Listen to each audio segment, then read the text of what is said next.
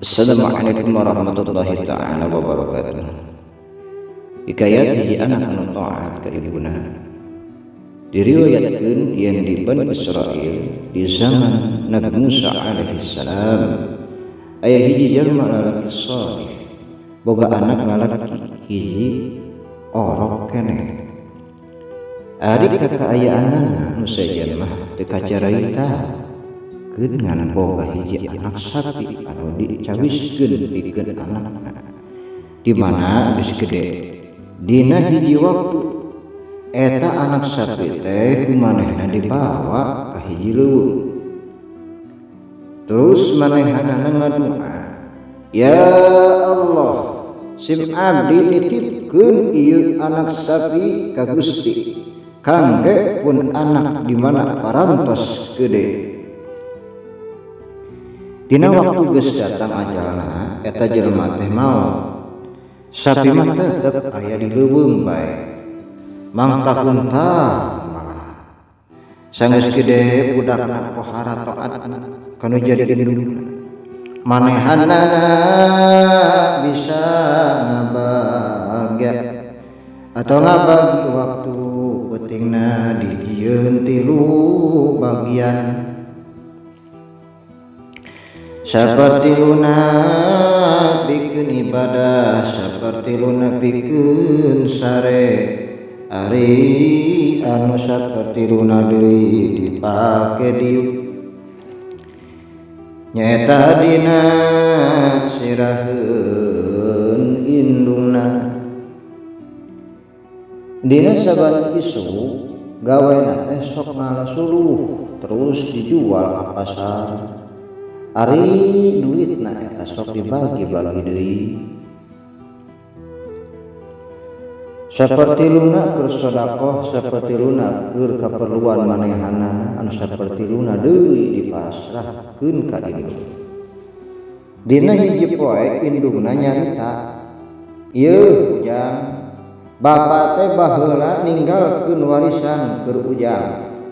Nyaeta hiji anak sapi ayana di leuweung anu saur bapakna putra jung gerak cokot banjir ngadoa bae ka pangeranna Bani Ibrahim, Nabi Ismail, Nabi Ishaq jeung Nabi Yakub alaihi salam nyaeta supaya sapi gancang kacangking atau kacandang. Ari tanda-tandana eta sapi teh nyaeta kulitna teh ku ngakenclang pisan, herang kulitnya. Meuni mencrang kos beuteure. Sinar panon poe teh jiga kaluar tina kulitna. Ku batur mah sok disebut eta sapi teh mudhabah anu hartina sapi emas. Geus sabab alusna jeung bersihna eta sapi teh.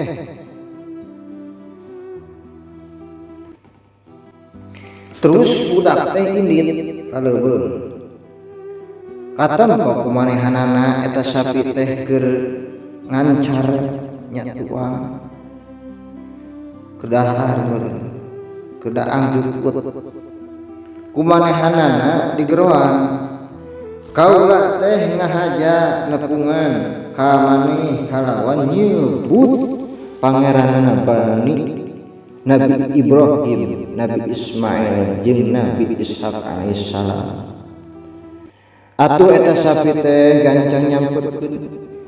Terus dicekel beheungna dituntun dibawa balik.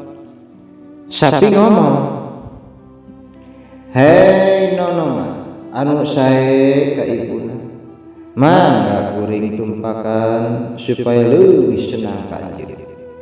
Ceuk budak indung kaula henteu nitah kitu." Cek eta sapi, "Demi pangeranna Bani Israil, lamun anjeun numpakan ka kuring, anjeun mah bisa mawa kuring. Ayeuna mah mangga bae angkat. Saenya-nya lamun anjeun nitah gunung supaya ngeser tina jangkarna sarta sina leumpang barang jeung anjeun. Tantu daekeun. Lantaran anjeun sae ka ibu." gancangna eta budak geus nepi ka imahna cek indungna si ujang teh jalma fakir ngan saukur boga sapi jeung capek ti berang ala sulu ti peuting nyaring ababdi ka Gusti pek bae jual sapi teh ceuk anakna kedah sabaraha pangaosna ibu ceuk indungna 3 dinar ujang ulah ngajual tanpa musyawarah heula jeung ibu dina hargana Ras sapi eta teh dijual bae 3 dinar terus eta sapi ku budak dibawa ka pasar.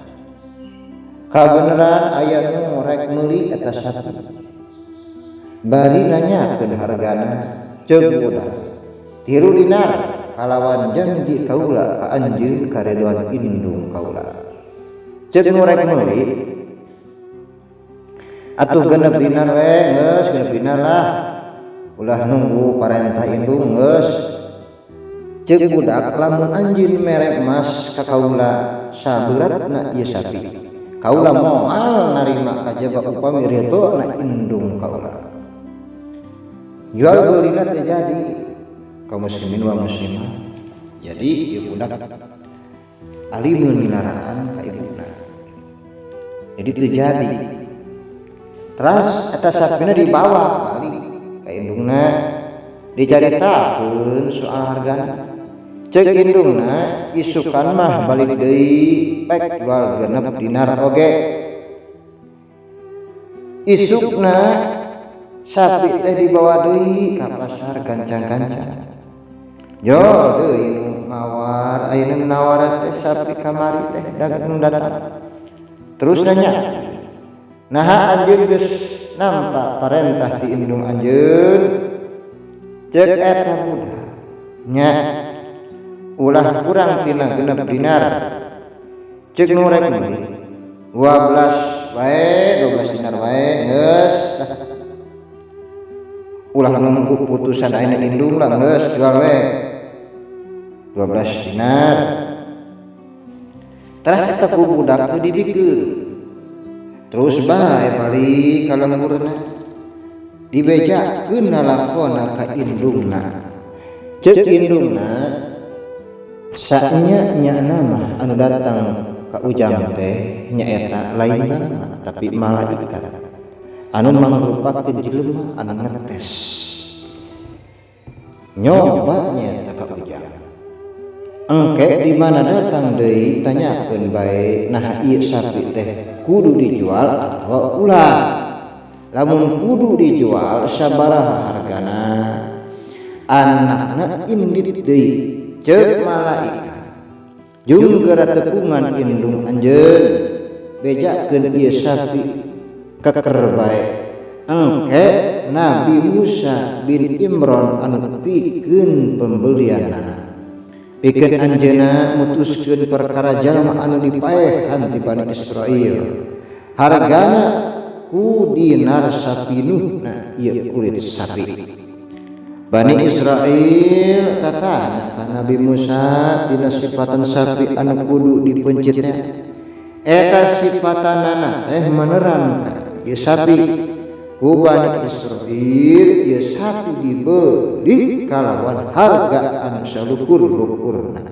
tah ieu teh kaum muslimin wal muslimat kurnia di Allah semata-mata kajal taat ka indungna subhanallah masyaallah mudah-mudahan urang saeuna sing diraksa tina durhaka ka orang tua baik durhaka ka orang tua baik ka guru sabab orang tua teh aya 2 hiji anu ngalahirkeun anu ngayuga indung bapak keduana anu ngajarkeun kana ilmu agama nu tadina dibawa ka Allah bisa ibadah bisa bener-bener wa Allah dina cara aturan syariat wallahu a'lam. Wassalamualaikum warahmatullahi wabarakatuh.